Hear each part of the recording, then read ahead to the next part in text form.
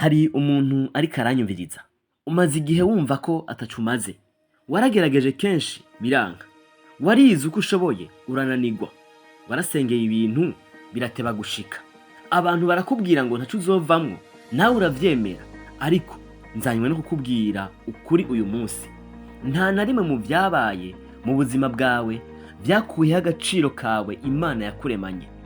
Guma hano ubane natwe iminota 10 gusa, kuko hari ico ugiye kwiga utigeze ubwirwa. Iyi ni Femi TV, ukaba uri mushasha, kaze urabe buto subscribe, uyifyonde n'akazogera hama tubandanye. Nguku uko umuntu ashikaho yumva ko ataco amaze.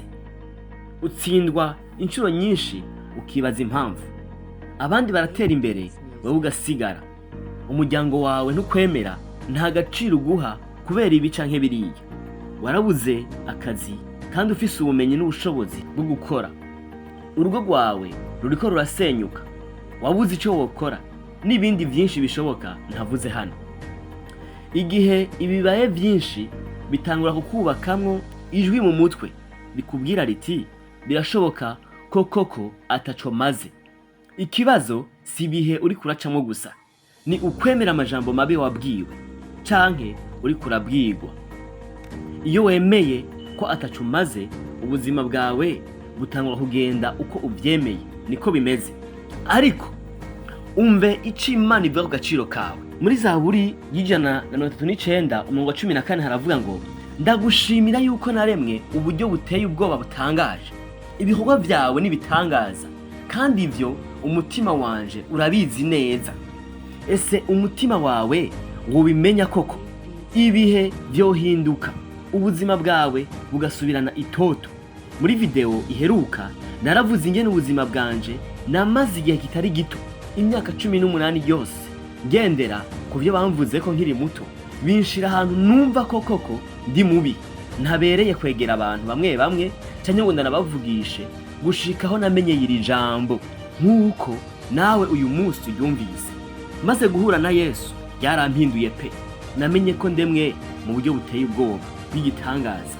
Lien ya video iheruka ndayishira muri description, ushobora kuyumviriza ikagufasha nawe.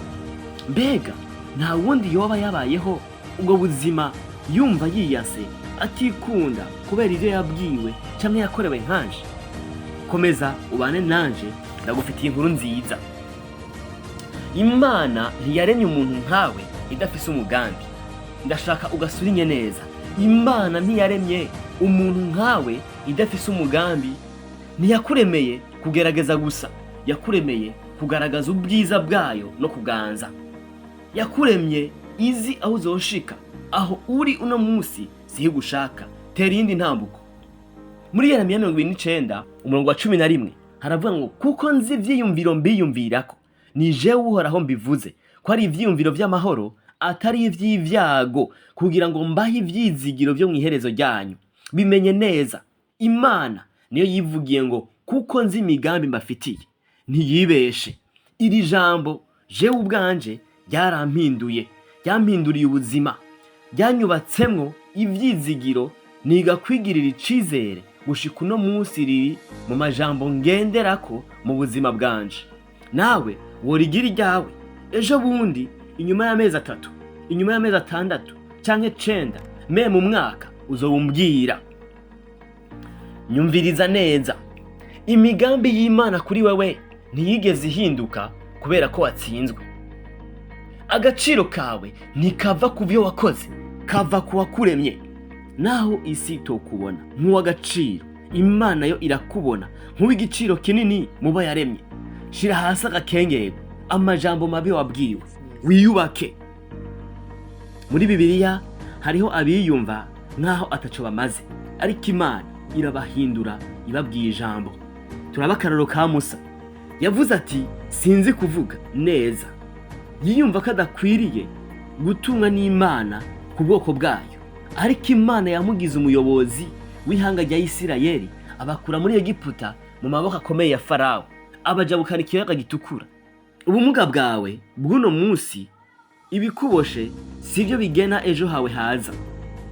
Akarorero ka Dawidi, yari umwana muto, umwungere w'intama, atitaweho n'umuryango wiwe ntiyibukwa no guharugwa mu bavukana, ariko Imana yo yamubona nk'umwami akomeye.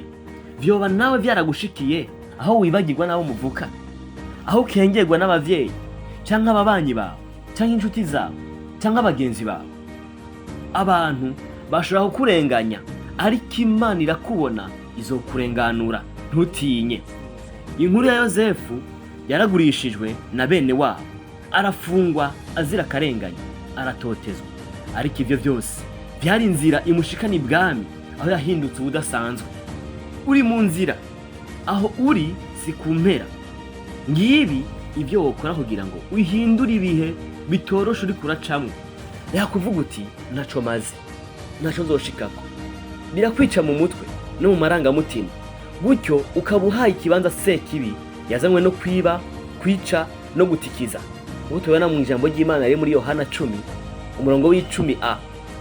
Ahubwo tangura kuvuga uti ndafise agaciro, Imana iriko irampingura, wiyubakira icizere ata muntu n'umwe yokuraho. Iyegereza Imana, isengesho rito ku munsi rirahindura umutima, rirakuremera ubuzima bushasha ataco bukwaka. Tangura gukora ivyo utahora ukora, uhere ku tuntu duto duto.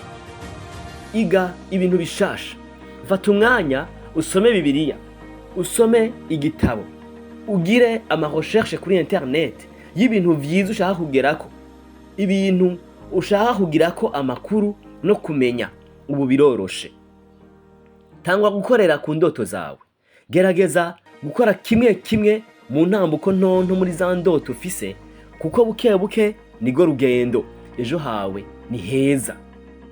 Egera abantu ubona bafise icerekezo, bamwe bafise ico bakubwira kikagukuza, kikakugurura amaso, ubasaba impanuro, bakugira inama.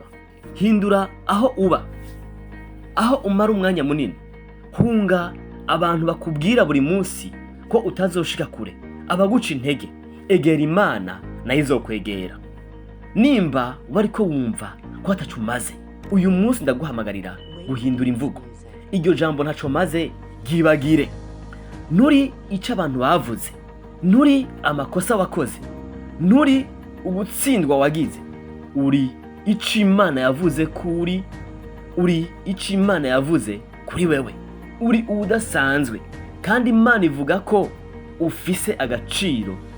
Twabibonye hejuru. Reka dusenge.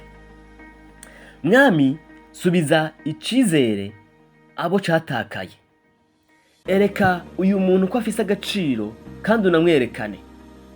Mwereke inzira nshasha zo gufata, umugire uwo hejuru yongere kumva ko afise kazoza keza, mu izina rya Yesu Kristo. Uti amen. Nimba ubu butumwa bugukoze ku mutima, andika muri commentaire uti ndafise agaciro. Ubusangize n'uwundi akeneye kwibutswa ko afise agaciro. Kandi niba utarakora subscribe aho tugeze kuri Femi TV, yikore kugira ngo ubutumwa nk'ubu bugume bukugerako. Murakoze, Imana ibahezagire, tongere guhura vuba kuri video ikurikira. Yesu abahana umugisha natwe twese, naho ubutaha.